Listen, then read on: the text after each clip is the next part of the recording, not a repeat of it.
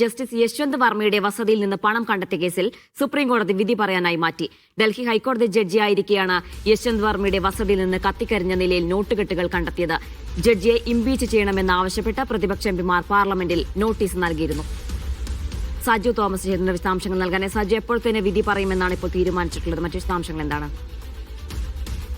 അജന, ഡൽഹി ഹൈക്കോടതി chief justice ആയിരിക്കെയാണ് Yashwant വർമ്മയുടെ വസതിയിൽ നിന്നും കോടിക്കണക്കിന് രൂപ കത്തിക്കരിഞ്ഞ നിലയിൽ കണ്ടെത്തിയത്. സംഭവവുമായി ബന്ധപ്പെട്ട് വലിയ തോതിൽ വിമർശനം ഉയർന്നു. പിന്നാലെയാണ് അദ്ദേഹത്തെ സ്ഥലം മാറ്റി നടക്കമുള്ള നടപടികളിലേക്ക് നീങ്ങിയത്.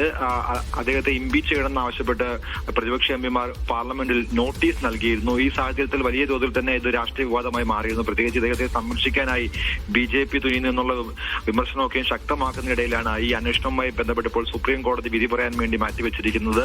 നേരത്തെ ഇതുമായി ബന്ധപ്പെട്ട് വലിയ തോതിൽ രാഷ്ട്രീയ വിവാദങ്ങളൊക്കെ ഉണ്ടായിരുന്നു. അതിന്റെ പശ്ചാത്തലത്തിൽ ഇദ്ദേഹത്തിനെതിരെ അന്വേഷണം ഉണ്ടാകണം, ED അന്വേഷണം ഉണ്ടാകണം നടക്കുന്ന കാര്യങ്ങൾ, അതായത് ഈ വിഷയത്തിൽ പ്രതിപക്ഷം അടക്കമുള്ളത് വലിയ വിമർശനം ഉയർത്തിയിരുന്നു. ഈ പശ്ചാത്തലത്തിൽ ജസ്റ്റിസ് യശ്വന്ത് വർമ്മയ്ക്കെതിരായിട്ടുള്ള കേസുകൾ കൃത്യമായിട്ട് നിലനിൽക്കുകയാണ്. അതിന്മേലുള്ള വാദങ്ങളും പുരോഗമിച്ച് അവന്റെ അവസാന ഘട്ടത്തിലാണ് ഇപ്പോൾ വിധി പറയാൻ വേണ്ടി മാറ്റിയിരിക്കുന്നത്. ഉടൻ തന്നെ സുപ്രീം കോടതി ഇതുമായി ബന്ധപ്പെട്ടുള്ള വിധി പ്രഖ്യാപിക്കും. ശരി സജു.